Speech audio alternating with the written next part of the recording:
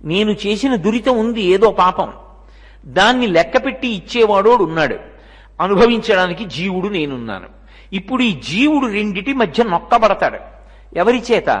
ఒకవైపు నుంచి దైవం చేత, ఒకవైపు నుంచి కాలము చేత, దురితము చేత. కాలంలోనే ఫలితాలు వస్తాయి. ఈ రెండిటి మధ్యలో నొక్కబడతాడు. ఊపిరి ఆడదు, ఆ కష్టం తట్టుకోలేడు.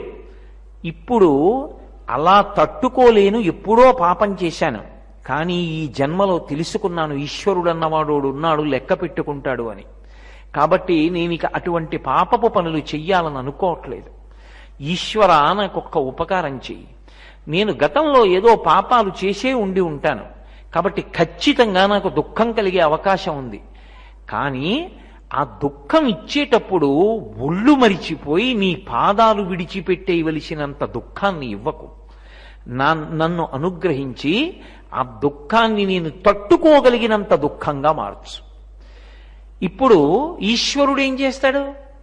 ఆ దుఃఖాన్ని తగ్గిస్తాడు. లేదయా నువ్వు ఆ పాపం చేశావు కాబట్టి అనుభవించవలసిందే అన్నాడు అనుకోండి. ఇప్పుడు చేసిన కర్మ ఏదో అది గొప్పది. ఈశ్వరుడు ఎందుకు ఇంకా చేసిన కర్మకు ఫలితం అనుభవించాలంటే? ఇంకా ఆయన ఏ ఉపకారం చేయనట్టు కాదు. ఎవడు భక్తితో భగవంతుని యొక్క పాదములను పట్టుకుని ఉంటాడో అటువంటి వాడికి దురితము వస్తున్నప్పుడు, దుఃఖము రావలసిన సమయం ఆసన్నమైనప్పుడు ఆ దుఃఖము రాకుండా వాడు తట్టుకునేటట్టుగా ఇచ్చి విడిచిపెడతాడు ఈశ్వరుడు. అందుకు ప్రార్థనతోటే, నిద్రలేస్తే ప్రార్థనతో ప్రారంభం, రోజు పూర్తి చేస్తే ప్రార్థనతో పరిసమాప్తి. ఎందుకని? నీకు దుఃఖం వద్దు అనుకుంటున్నావు, అది ఇవ్వవలసిన వాడెవరో వాడు అనుగ్రహించాలి. అందుకే ప్రార్థన అంత శక్తివంతము. దాంట్లో మీరు ఎన్ని పువ్వులు వాడారు, మీరు ఎంత అగ్నిహోత్రం చేశారు, ఎంత నెయ్యేశారు, ఎన్ని ప్రదక్షిణాలు చేశారు, దాంతో సంబంధం ఉండదు. సకృన్నత్వా నత్వా అంటారు శంకరాచార్యుల వారు సౌందర్యలహరి చేస్తూ. మంచి మనస్సుతో, అంటే ఈశ్వరుడు ఉన్నాడు అని నువ్వు అంగీకరించి కూర్చుని ఒక్కసారి ఈశ్వరుణ్ణి ఉద్దేశించి ప్రార్థన చేస్తే చాలు, వెంటనే ఆయన అనుగ్రహిస్తాడు. కావలసింది ఏమిటో తెలుసా? నోటితో ప్రార్థన చేయడం కాదు. నేను తప్పు అని ప్రతిపాదించట్లేదు, కానీ అసలు దానికి అంతర్లీనంగా వాడొకడు ఉన్నాడనేటటువంటి ప్రబలమైన విశ్వాసం ఉండాలి. వాడు ఉన్నాడు, నీ చేసిన పాపం కూడా ఉండి ఉంటుంది, ఈశ్వర దాన్ని నువ్వు మన్నించు అని అడగడానికి, నీ చేసిన సంకల్పం పాడైపోకుండా నిలబడగలిగినటువంటి ప్రజ్ఞని నాకు ఇయ్యి అని అడగడాన్ని ప్రార్థన అని పిలుస్తారు. ఇప్పుడు నాకొకటి చెప్పండి, అసలు లోకంలో అత్యంత తేలికగా ఈశ్వరానుగ్రహాన్ని పొందడానికి ఉపయుక్తమైనటువంటి సాధనమేది? ప్రార్థన. ఈ ప్రార్థన అనేటటువంటిది అంత శక్తివంతం కాబట్టే ఆ ప్రార్థన ఎలా చెయ్యాలో కూడా మనకి చేత కాదని శంకరాచార్యుల వారి వంటి మహాత్ములు ప్రార్థనా శ్లోకములను కొన్ని మనకిచ్చారు. ఈ శ్లోకాన్ని నువ్వు కంఠగతం చేసుకో. ఈశ్వరుడి దగ్గరికి వెళ్ళినప్పుడు, దేవాలయానికి వెడితే ఈ ఒక్క శ్లోకాన్ని తప్పకుండా చెప్తుండు. అథవా నువ్వు ఎక్కడ కూర్చున్నావో అక్కడే రోజు ఈ పద్యం చెప్తుండు, లేదా ఈ శ్లోకాన్ని చెప్తుండు. అలా శ్లోకాన్ని చెప్పినటువంటి కారణం చేత భగవంతుని యొక్క అనుగ్రహం కలిగేటటువంటి అవకాశం ఉంటుంది. అందుకే మీరు ఎప్పుడైనా చూడండి, మీరు ఏది ప్రారంభం చేయండి, ప్రార్థనతోటే ప్రారంభం. ప్రార్థనతో ప్రారంభమై మంగళంతో సమాప్తమవుతుంది. అందుకే ప్రార్థనని విడిచిపెట్టి బ్రతకకూడదు. చిన్న పిల్లలకి కూడా ఇంట్లో ప్రార్థన చెయ్యడం అనేటటువంటిది తప్పకుండా నేర్పాలి. నేను ఈ విషయాన్ని ఏ విధమైనటువంటి గొప్పతనం కోసం నేను ప్రతిపాదించట్లేదు. చిన్నతనంలో మా అమ్మగారు పొద్దున్నే కాసిన పాలు తాగాలని ఉంటుంది కదా పిల్లలందరికీ. అమ్మ కాసిన పాలిస్తే తాగుతామమ్మా అంటే, తప్పకుండా పాలిస్తానరా, గ్లాసులో పోసేస్తాను, సిద్ధంగా ఉన్నాయి. కానీ వెళ్ళి గబగబా స్నానం చేసి దేవుడి దగ్గర నిలబడి నాకు వినపడేటట్టుగా, ఏది ఆపదామపహర్తారం దాతారం సర్వసంపదాం లోకాభిరామం శ్రీరామం భూయో భూయో నమామ్యహం అని చెప్పు, వెంటనే పాలిచ్చేస్తాను. మేము చిన్నతనంలో ఎందుకు చేశామంటే ఆ శ్లోకం ప్రార్థన, నేను మీతో నిజంగా చెప్తున్నాను, కేవలం మా అమ్మగారు గ్లాసులో పోసి పాలిస్తారని వెళ్ళి ఆ శ్లోకం మా అమ్మకి వినపడేట్టు చదివేవాళ్ళం. కానీ మా అమ్మకి వినపడేటట్టు చదివినటువంటి ప్రార్థన ఇవాళ ప్రార్థన గురించి ప్రవచనం చేసేట్టు, జీవితంలో భగవంతుణ్ణి నమ్ముకుని బతికేట్టు చేసింది. తల్లిదండ్రుల నుంచి అందని సంస్కారం బిడ్డలకు ఎక్కడి నుంచి కలుగుతుంది? రక్షణ ఎక్కడి నుంచి వస్తుంది వాళ్ళకి? అందుకే ప్రార్థనా శ్లోకముల పట్ల అంత నిబద్ధత ఉండాలి. తప్పకుండా మంచి మంచి ప్రార్థనా శ్లోకాలు కంఠగతమై ఉండాలి. ఎక్కడికి వెళ్ళండి ఆ శ్లోకం చెప్పడం చేత కావాలి. శంకర భగవత్పాదులు మన కోసమని అటువంటి ప్రార్థనా శ్లోకాలను ఎన్నిటినో రచన చేశారు. శంకరాచార్యుల వారు అని పేరు పెట్టుకున్నారనుకోండి, అందులో ఆ శ్లోకం చదివితే దాని ఫలితం శంకరాచార్యుల వారికి ఎడుతుంది. అందుకే ఆయన తన పేరు పెట్టుకోలేదు, మాం అని నా నేను అన్నారు. ఇప్పుడు ఆ శ్లోకం నేను చదివాను అనుకోండి, నేను అన్నప్పుడు ఫలితం నాకొస్తుంది. మీకు నేను ఒక ఉదాహరణ చెప్పాలంటే, సౌందర్యలహరిలో ఒక పరమాద్భుతమైనటువంటి శ్లోకం ఉంది. అవిద్యానామంతస్తిమిరమిహిరో ద్వీపనగరీ జడానాం చైతన్యస్తబకమకరంద శృతిఝరీ దరిద్రాణాం చింతామణిగుణనికా జన్మజలధౌ నిమగ్నానాం దంష్ట్రా మురరిపు వరాహస్య భవతి అని. అందులో శంకరాచార్యుల వారు ఐశ్వర్యం కలగడం దగ్గర నుంచి, అజ్ఞానం పోవడం దగ్గర నుంచి, చిట్ట చివరికి ఇక జన్మరాహిత్యం వరకు ఇవ్వగలిగినటువంటి పరదేవతని స్తోత్రం చేశారు ఒక్క శ్లోకంలో. అంత అద్భుతమైనటువంటి ప్రార్థనలు. మీరు ఎప్పుడైనా గమనించండి, ప్రార్థన అనేటటువంటిది అంత శక్తివంతమై ఉంటుంది. మహాభారతంలో భీష్మాచార్యుల వారు శరీరం విడిచిపెట్టడానికి సిద్ధపడ్డాడు. ధర్మరాజు గారు కృష్ణుణ్ణి దర్శనం చేద్దామని వెళ్ళాడు. వెళ్ళేటప్పటికి కృష్ణ భగవానుడు యోగముద్రలో ఉన్నాడు. ఆయన వెంట్రుకలన్నీ నిక్కబొడుచుకొని ఉన్నాయి. ధర్మరాజు గారు తెల్లబోయాడు, ఇదేమిటి కృష్ణ భగవానుడు ధ్యానం చేస్తున్నాడు అని కాసేపు ఆగాడు. కృష్ణుడు కళ్ళు తెరిచాడు ధ్యానంలోంచి. కృష్ణ, అందరూ నిన్ను ధ్యానం చేస్తారు, నువ్వెవరిని ధ్యానం చేస్తున్నావు అని అడిగాడు. మహానుభావుడైనటువంటి భీష్ముడు శరీరాన్ని విడిచిపెట్టబోతున్నాడు. నన్ను ప్రార్థన చేస్తున్నాడు హృదయంలో.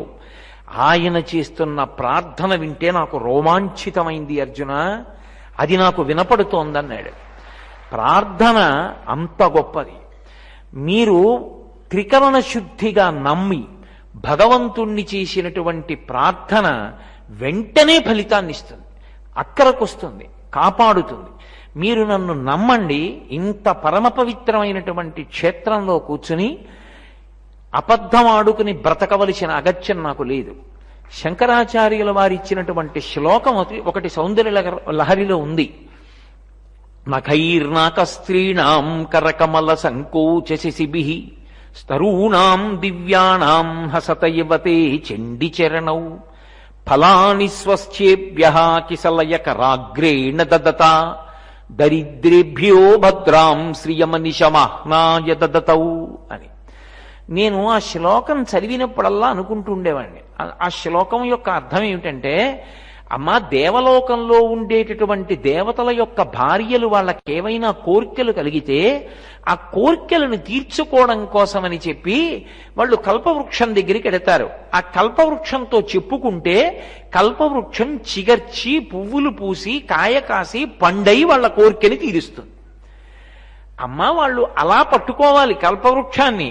ఆవిడ ఎప్పుడో ఇస్తుందో పండుగ. మేము దరిద్రేభ్యో భద్రాం, దరిద్రుడంటే ఓ కోరిక తీరనివాడు. అమ్మా, మాకు ఈ లోకంలో లోటు లేదమ్మా, ఎందుకో తెలుసా, నీ పాదములున్నాయి మాకు, మేము ఒక్కసారి స్మరిస్తాం అంతే, ఒక్కసారి అమ్మా అంటాం. అలా అనేటప్పటికీ నువ్వు వింటావు, విని వెంటనే రక్షణ చేస్తావు. కాబట్టి మాకున్నంత అనుగ్రహం దేవతలకు ఎక్కడుందమ్మా? దేవతలు మాకన్నా దరిద్రులు నిజానికి. మేము అమ్మా అంటే నువ్వు పలుకుతావు, వాళ్ళు కల్పవృక్షం దగ్గరికి వెళ్ళాలి. నఖైర్నాక స్త్రీణాం కరకమల సంకోచశిబిః. అమ్మవారి పాదాలకు ఉండేటటువంటి గోళ్లు తెల్లగా చంద్రబింబంలా ఉంటాయి. కమలములు చంద్రబింబాన్ని చూస్తే ముకుళించుకుంటాయి. ఇంతమేం దేవేంద్రుడి భార్య అనుకున్న శచీదేవి, ఇతర దేవతా స్త్రీలు కూడా అమ్మవారి పాదాలకున్న గోళ్ల కాంతులు చూసేటప్పటికి వాళ్ళ చేతులు ఇలా ముకుళించి నమస్కరిస్తారట.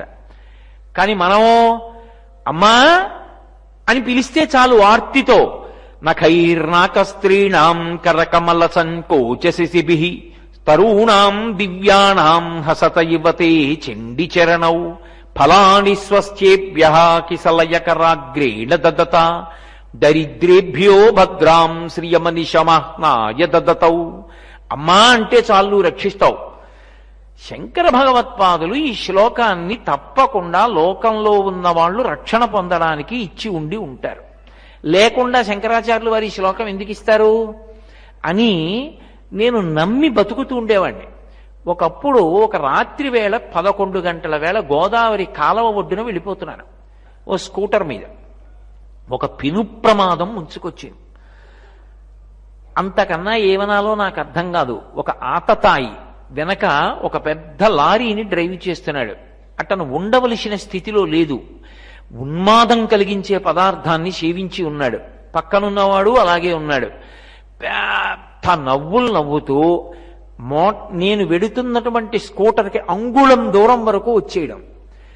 ఆ గుద్దేస్తాడేమో అని పెద్ద పెద్ద అరుపులు. నాతో నా స్నేహితుడు ఉన్నాడు ఇంకొక మోటార్ సైకిల్ మీద. అతని భార్య అయితే పెద్ద పెద్ద ఏడుపులు. ఆపితే ఏమవుతుందో ఆపకపోతే ఏమవుతుందో. నాకు ఈ శ్లోకం గుర్తొచ్చింది. వెంటనే నేను గట్టిగా ఈ శ్లోకం చదివాను. మీరు నమ్మండి, ఏడుకొండలవాడి పాదాల దగ్గర కూర్చుని చెప్తున్నాను. ఏమైందో తెలియదు. ఈ శ్లోకం చదివిన ఉత్తర క్షణంలో ఆ లారీ మమ్మల్ని దాటిపోయి వెళ్ళిపోయింది.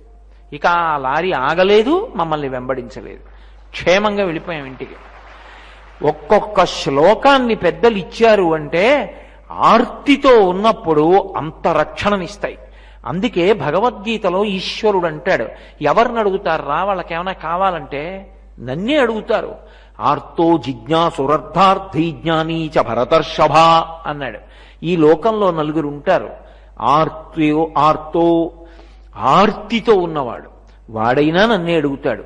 జిజ్ఞాసు భగవంతుడి గురించి తెలుసుకోవాలన్నవాడు ఉంటాడు, వాడు నన్నే అడుగుతాడు. అర్థార్థి డబ్బు కావాలన్నవాడు ఉంటాడు, దాచుకోవడానికి కాదు మంచి పనులు చేయడానికి, వాడు నన్నే అడుగుతాడు. జ్ఞాని నన్ను తెలుసుకున్నవాడు ఉంటాడు, నన్ను తెలుసుకున్నవాడు నేనే అవుతాడు. బ్రహ్మవిద్ బ్రహ్మైవ భవతి, వాడు నన్నే ప్రార్థన చేస్తాడు. అదేమిటి? ఈశ్వరుడెవరో తెలిసిపోయినవాడు, ఈశ్వరుడైపోయినవాడు ఈశ్వరుణ్ణి ప్రార్థన చేయడం ఏమిటి అంటే, సముద్రంలో నీళ్లే కెరటమై, కెరటము సముద్రము అని రెండుగా కనబడి, కెరటం సముద్రంలోనే ప్రయాణించి సముద్రంలోనే విరిగిపోయి సముద్రంలో పడిపోయి సముద్రంలో కలిసిపోయినట్టు జ్ఞాని సముద్రం వంటి ఈశ్వరుణ్ణి స్తోత్రం చేసి ఈశ్వరుని యందు పుట్టి ఈశ్వరుని యందు పెరిగి ఈశ్వరుణ్ణి స్తోత్రం చేసి ఈశ్వరుడిలో కలిసిపోతాడు. సముద్రం కెరటం వేరా కాదు, కానీ రెండుగా కనపడినట్టు జ్ఞాని అలా ఉంటాడు. నలుగురు నన్నే ఆశ్రయిస్తారు. కానీ కోర్కెలు కోరవద్దని ఈశ్వరుడు ఎన్నడూ చెప్పలేదు. కోర్కె కావాలి అంటే ఈశ్వరుణ్ణే అడగాలి. ధార్మికమైన కోర్కెలు ఉంటాయి. నాకు పెళ్ళవ్వాలి, నాకు ఓ కొడుకు పుట్టాలి, నాకు ఓ కూతురు పుట్టాలి. ఎవరిని అడుగుతాం? ఈశ్వరుణ్ణే అడగాలి. కానీ మనిషి జీవితం అంతా కోర్కెలుగా వెళ్ళిపోకూడదు. అది ఎప్పుడో అప్పుడు ఏ కోరిక లేకుండా వైరాగ్య సుఖం అంటారు. సుఖం రాని దుఃఖం రాని తాను కదలకుండా ఉండగలిగినటువంటి స్థితికి చేరుకోవాలి. అలా చేరుకోవడం కూడా ఎవరి వలన సాధ్యము అంటే ఈశ్వరానుగ్రహం చేత సాధ్యం. అందుకే అప్పుడు ఆ కోరిక ఏమవుతుంది అంటే అది కోరిక అని పిలవరు శాస్త్రంలో. అది కోరి కూడా కోరిక కానిదే. ఆ స్థాయికి నువ్వు చేరుకో. దాని ఉద్దేశ్యం ఏమిటంటే పండవని చెప్పడం. మనుష్య జన్మ యొక్క సాఫల్యాన్ని పొందు. అంతేకాని అస్తమానం కోరికలు కోరకూడదు అన్న మాటకు అర్థాన్ని యథార్థంగా కోరికలు కోరకూడదన్నారు అని కాదు దాని అర్థం. జీవితం అంతా కోరికలు కోరడముగా ఉండకూడదు. ఒక స్థాయికి వెళ్ళిన తరువాత పండిపోయారండి ఆయన అంటారు. ముచిక నుండి పండు తనంత తాను జారి పడిపోయినట్టు ఇక ఏ సంగము లేకుండా నిలబడగలగాలి. అదే పట్టు విడుపు అంటారు మన వాళ్ళు. ఆయనకి పట్టు విడుపు తెలిసండి అంటారు. ఎన్నాళ్ళు పట్టుకోవాలో తెలియాలి, ఎప్పుడు విడిచిపెట్టాలో తెలియాలి.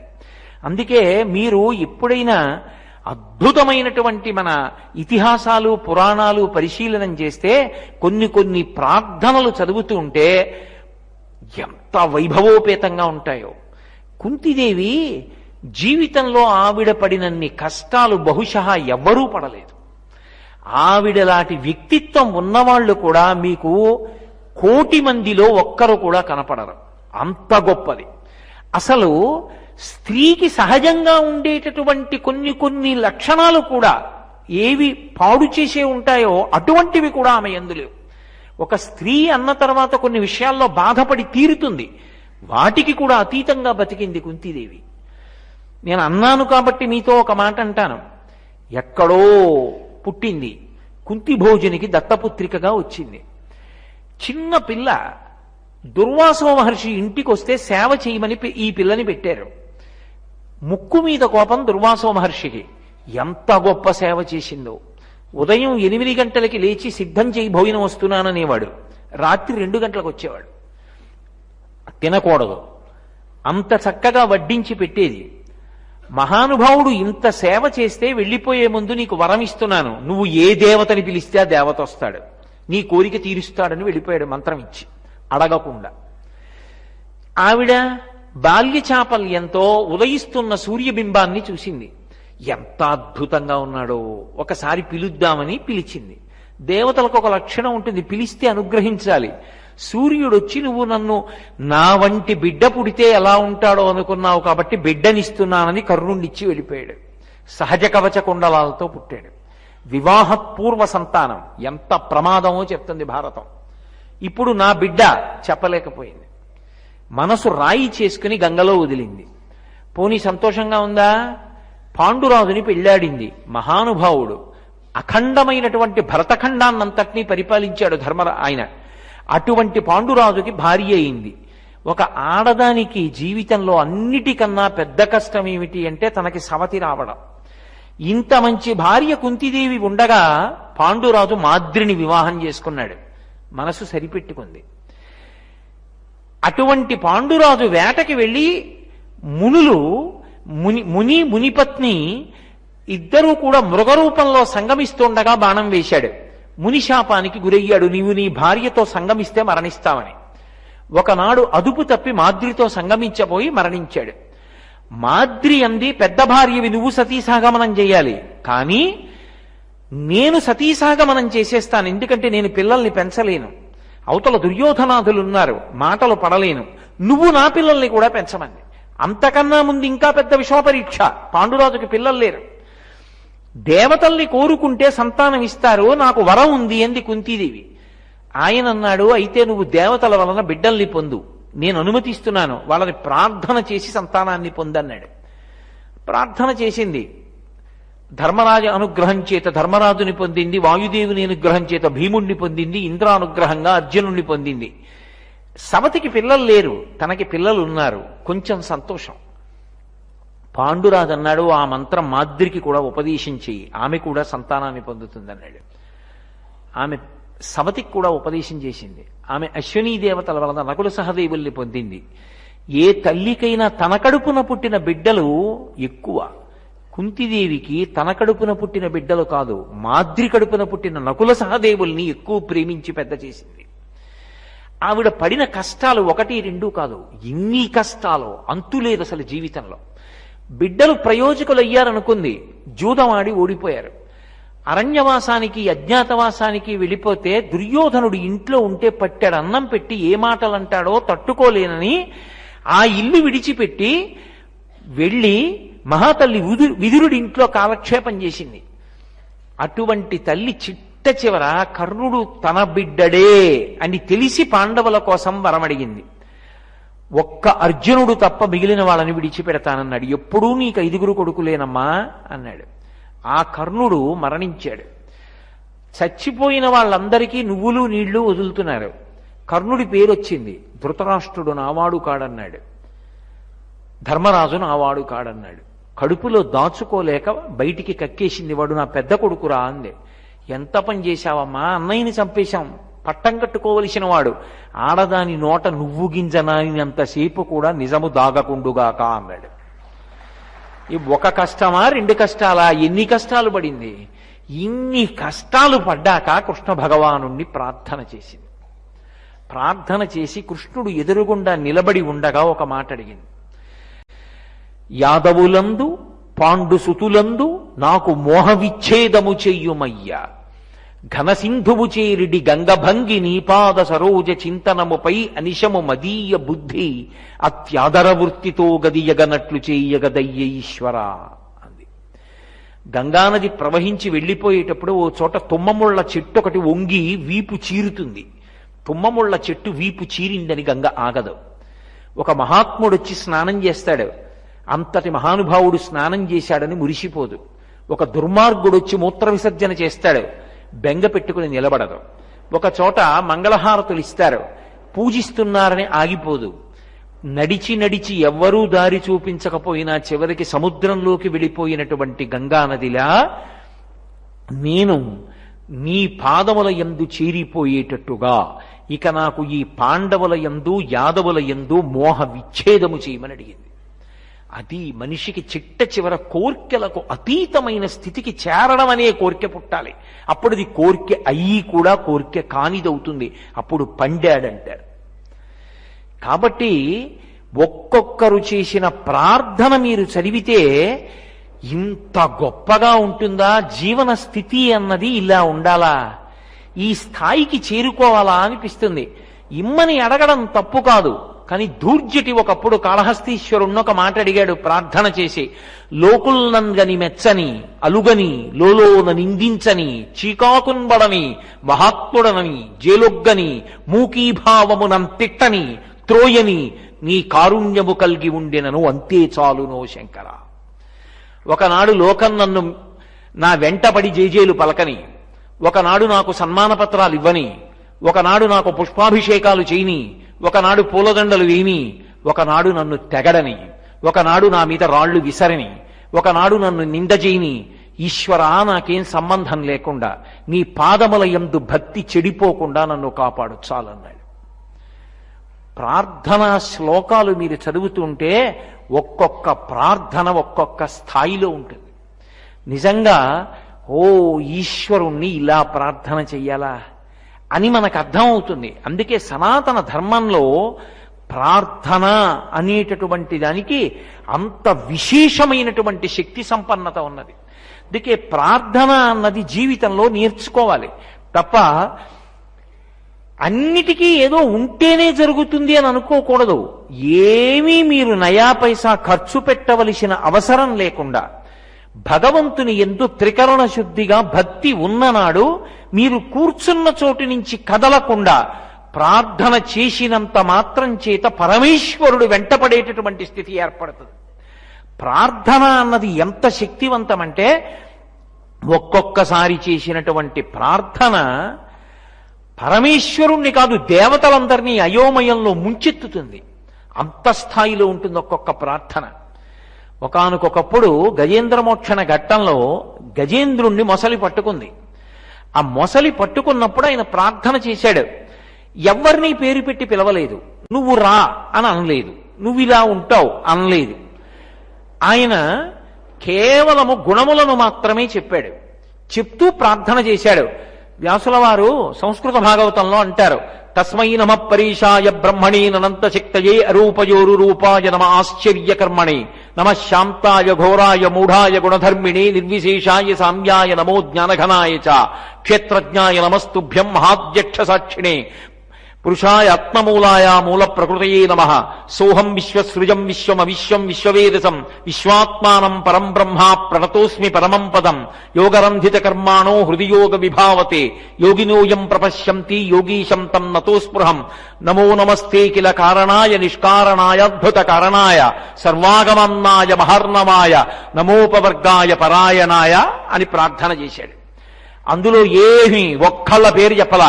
ఎవ్వని చేజనించు జగమెవ్వని లోపల నుండి లీనమై ఎవ్వని యందుడిందు పరమేశ్వరుడెవ్వడు మూల కారణం వెవ్వడనాది మధ్యలుడెవ్వడు సర్వము తానయైన వాడెవ్వడు వాని ఆత్మభౌ ఈశ్వరునే శరణంబు వేడెదన్నని పోతన గారు ఆంధ్రీకరించారు. 33 కోట్ల మంది దేవతలు లేచి నిలబడ్డారు. ఎవరిని పిలుస్తున్నాడు రా? ఎవ్వరికీ అర్థం కాలేదు. ఎవరం వెళ్ళాలి? అందరూ కూర్చున్నారు. ఒక్కొక్క ప్రార్థన యొక్క శక్తి అలా ఉంటుంది. అప్పుడు విష్ణువు బయలుదేరారు. విష్ణువే ఎందుకు బయలుదేరాలి? ఆయన స్థితికారుడు, ఆర్తత్రాణపరాయణుణ్ణి రక్షించాలి. గజేంద్రుడి కాలు మొసలి నలిపేస్తోంది, ఊపిరైపోయింది, ఓపికైపోయింది. అప్పుడు రక్షించడానికి వెళ్ళవలసిన వాడు విష్ణువే. అందుకే ఆయన బయలుదేరి వెళ్ళాడు. ఒక్కొక్క ప్రార్థన ఎంత స్థాయిలో ఉంటుందో చూడండి. ప్రార్థన పండిపోయిందనుకోండి మనసులో, అదే శరణాగతి అవుతుంది. జ్ఞాన మార్గంలో నయితి నయితి నయితి నయితి అంటూ వెళ్ళినప్పుడు ఏ చిట్ట చివరికి చేరుతాడో, శరణాగతి మార్గంలో చిట్ట చివరికి అక్కడికే చేరిపోతాడు.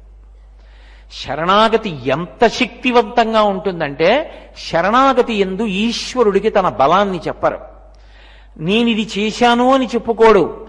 ఈశ్వరా, నా దగ్గర ఇదిగో ఈ బలహీనతలున్నాయి, నేను ఇదిగో ఈ దోషాలు చేశాను, కానీ నువ్వు ఉన్నావు, నన్ను రక్షించు అని అడుగుతాడు. ఏమిరా నువ్వు ఇన్ని దోషాలు చేశావు, ఇన్ని తప్పులు చేశావు, మరి నేనెందుకు నిన్ను రక్షించాలి అని అడగడు ఈశ్వరుడు శరణాగతిలో. నువ్వు తప్ప నాకు వేరొక దిక్కు లేదు, నువ్వే కాపాడు, త్రికరణ శుద్ధిగా అడిగాడు అనుకోండి, అంతకు ముందేం చేశాడన్న దాంతో ఈశ్వరుడికి సంబంధం ఉండదు. సరికదా మీకు ప్రార్థనకి శరణాగతికి ఉండే శక్తి ఎటువంటిదంటే, ఈశ్వరుడు భక్తుడు పెట్టినటువంటి నియమాన్ని తాను పాటిస్తాడు అలాంటి సమయంలో. అందుకే సంస్కృత భాగవతం కన్నా ఆంధ్ర భాగవతం విడుతుంది. ఆంధ్ర భాగవతంలో పోతన గారి ఏనుగు అంటే గజేంద్రమోక్షణ ఘట్టంలో చెప్పినటువంటి ఏనుగు పిలిచేటప్పుడు ఒక చమత్కారం చేసింది.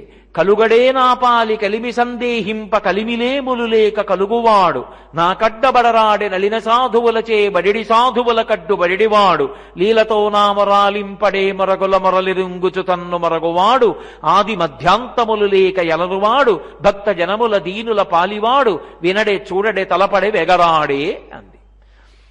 ఎలా రావాలి వచ్చేటప్పుడు? ఏదో ప్రహ్లాదుడు పిలిస్తే నువ్వు రావాలంటే వచ్చినట్టుగా వస్తే నేను ఒప్పుకోను. నువ్వు ఎలా రావాలి అంటే నిన్ను నువ్వు మరిచిపోయి రావాలంది. మొరగుల మొరలిరుంగుచు తన్ను మొరగువాడు అంది. తనని తాను మరిచిపోయి వస్తేనే. ఏమే ఏనుగా, ఇన్నాళ్లలో ఎప్పుడైనా ఓ తామర పువ్వు నా పాదాల మీద వేసావా? తొండంతో ఇన్ని నీళ్లు తీసి చల్లావా? చేయలేదుగా. మరి ఇప్పుడు నువ్వు చెప్తే నేను నీ మాటలన్నీ ఎందుకు వినాలి అనలేదు విష్ణుమూర్తి.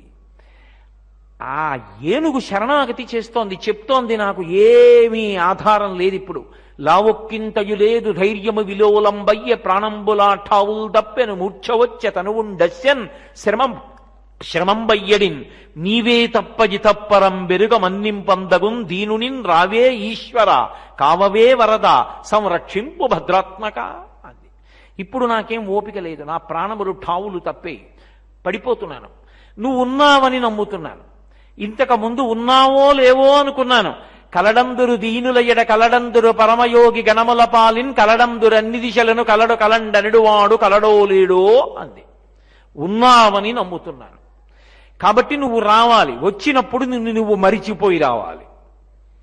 నియమం పెట్టింది. ఆంధ్రీకరిస్తున్న పోతన గారి ఘంటం ఆగిపోయింది.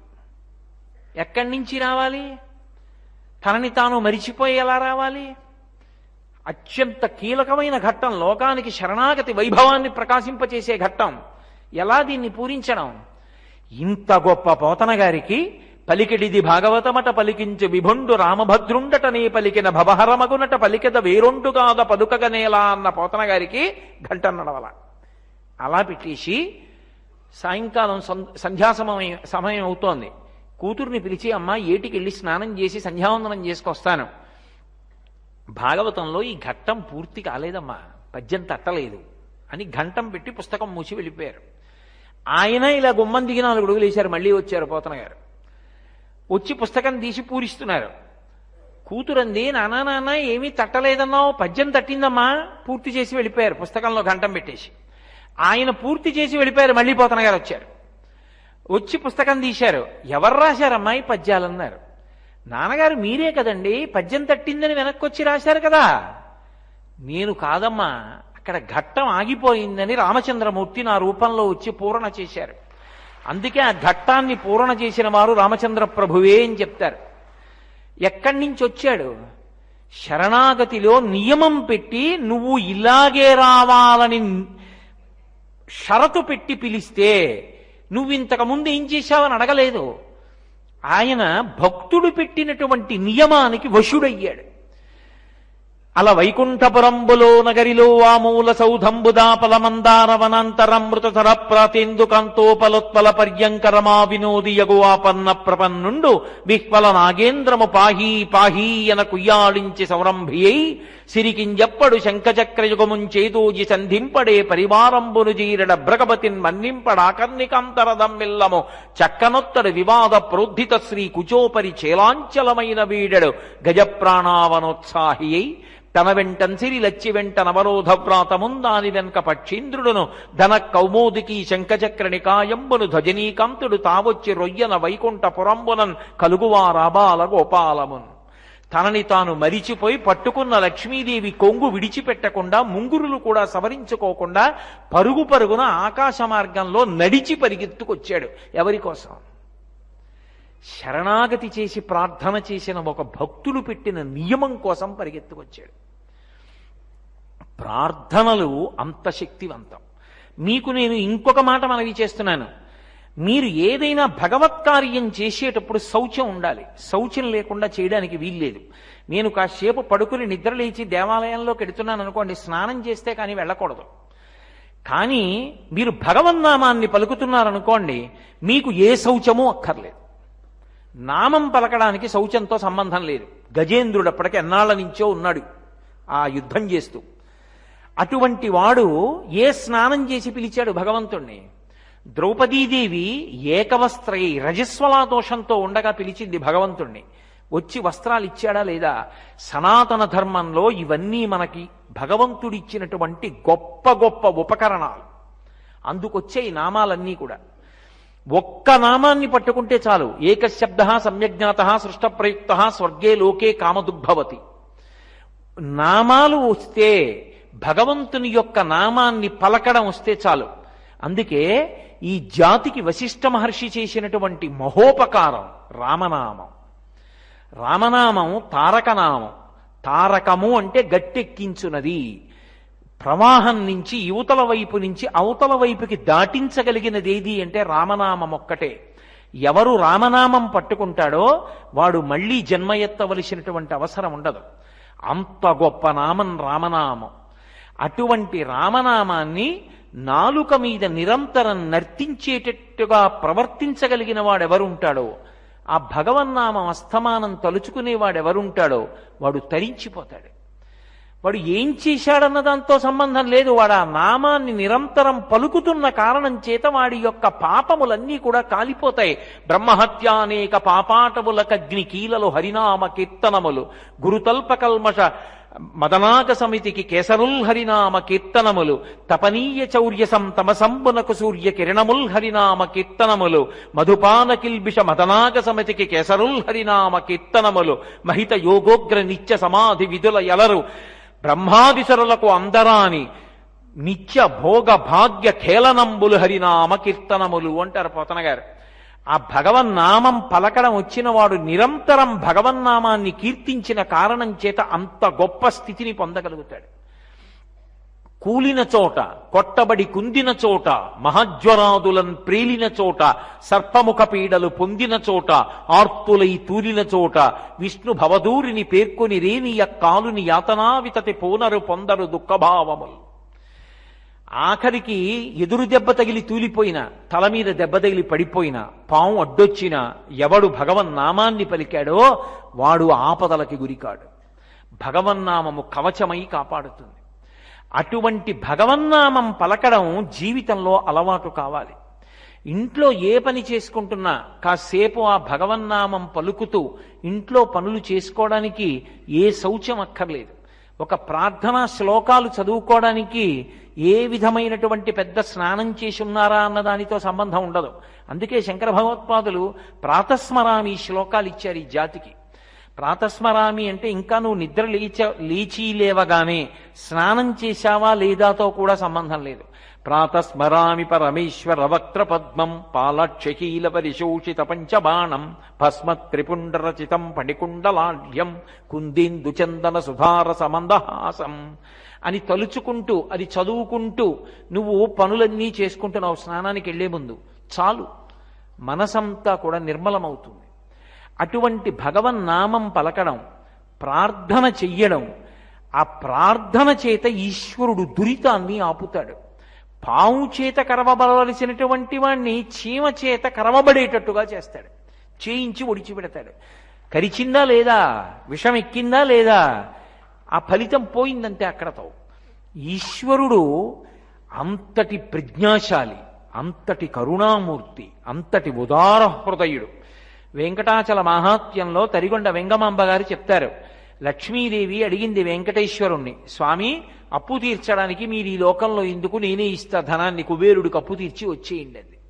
అంటే వెంకటేశ్వరుడు అన్నాడు, అప్పు తీర్చి వెళ్ళిపోవడానికి ఏదో కష్టమని కాదు లక్ష్మి, నేను ఈ లోకంలో ఉంటాను. ఎందుకుంటానో తెలుసా, ఇది కలియుగం. పాపం చేసేటప్పుడు అయ్యో ఇది ఒకనాడు అనుభవంలోకి వస్తుంది అని వాడికి జ్ఞాపకం ఉండదు. ఉండక డబ్బు కోసం ఎంత పాపమైనా చేస్తాడు, అప్పటికి సుఖం పొందడం కోసం ఎంత పాపమైనా చేస్తాడు.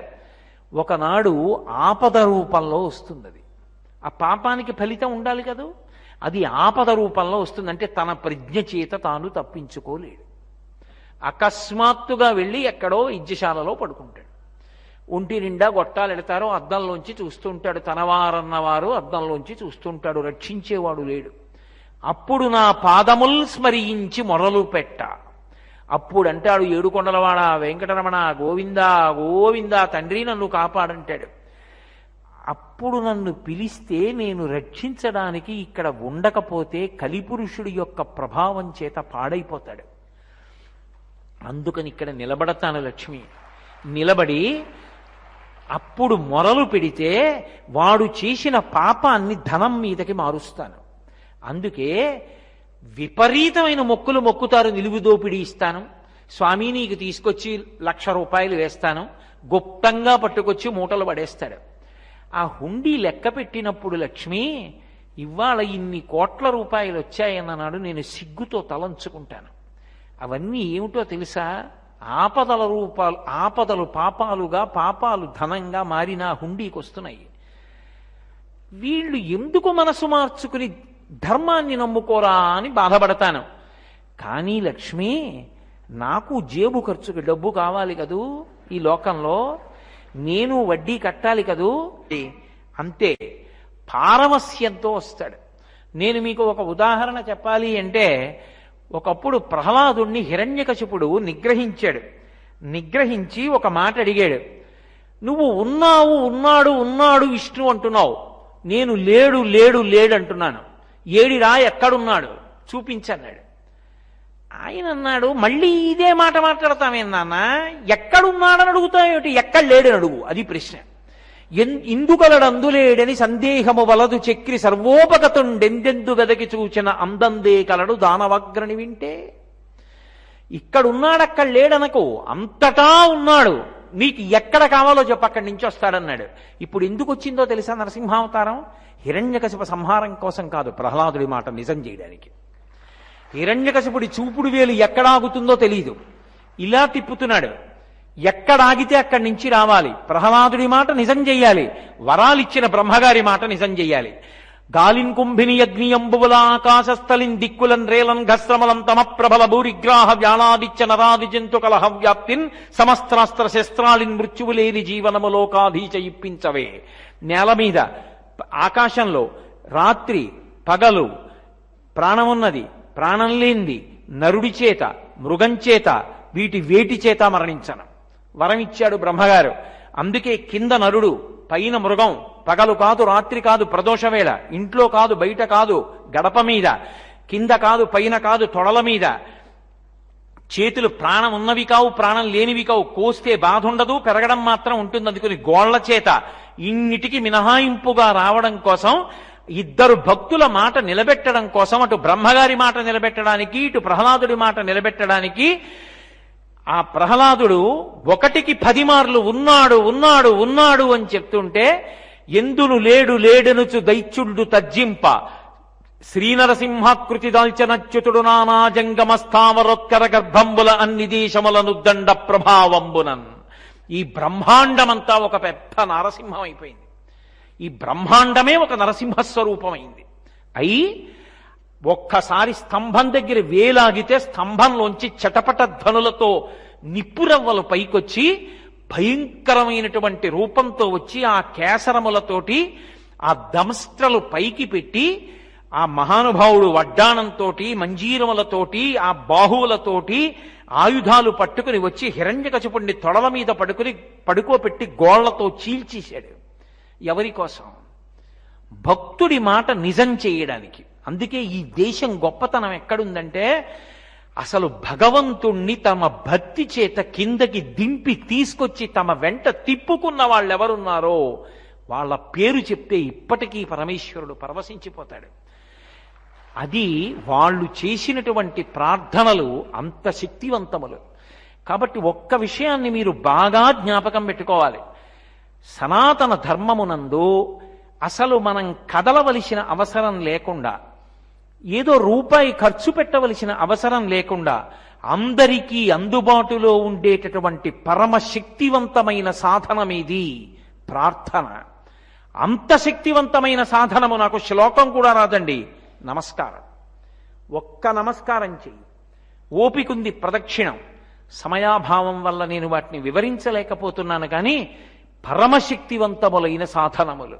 కాబట్టి మనందరం మనకి ఋషుల చేత అందింపబడినటువంటి వాంగ్మయాన్ని దృష్టిలో పెట్టుకొని కార్తీక పౌర్ణమి వంటి మహత్తరమైనటువంటి పర్వదినం నాడు ఆ ప్రార్థన అనబడేటటువంటి దాని యందు విశేషమైనటువంటి విశ్వాసాన్ని పెంచుకొని భక్తితో జీవించగలిగిన నాడు ఎప్పుడో ఏ జన్మలో చేసిన దురితమో ఉన్నా అది మనని బాధించదు. ఈశ్వరుడు అనుగ్రహిస్తాడు. అటువంటి పరిపూర్ణమైనటువంటి ఈశ్వరానుగ్రహం చేత మనందరం సంతోషంగా ఉండగలిగినటువంటి స్థితిని పొందాలని, ఆ పరమేశ్వరుని పాదముల యందు అచంచలమైనటువంటి భక్తి తత్పరత పొందేటట్టుగా కూడా ఈశ్వరుడే మనని అనుగ్రహించాలని సర్వేశ్వరుడైనటువంటి ఆ వెంకటేశ్వరుని యొక్క పాదార విందములను పట్టి ప్రార్థన చేస్తూ, నేను చేసినటువంటి ప్రసంగాలకి మీ అందరూ ఇంత భక్తితో, ఇంత ఆర్తితో నేనింత విశాలంగా కూర్చున్నాను. మీరు ఆ మధ్యలో నడిచే స్థలంలో కూడా ఇద్దరు పట్టే చోట 5గురు కింద అని కూడా చూడకుండా అలా కూర్చుని అలా నిలబడి విన్నందుకు మీ అందరి భక్తి తత్పరతకి మీకు హృదయపూర్వకమైనటువంటి శుభాభినందనలను ఆవిష్కరిస్తూ మళ్ళీ ఈశ్వరుని యొక్క శాసనమైన నాడు తిరిగి కలుసుకుందాం. స్వస్తి. మంగళాశాసనపరై మదాచార్య పురోగమై సర్వైశ్చ పూర్వైరాచార్యై సత్కృతాయాస్తు మంగళం. మంగళం కోసలేంద్రాయ మహనీయ గుణాత్మనే చక్రవర్తి తనూజాయ సర్వభౌమాయ మంగళం. సర్వం శ్రీ ఉమామహేశ్వర పరబ్రహ్మార్పణమస్తు. స్వస్తి.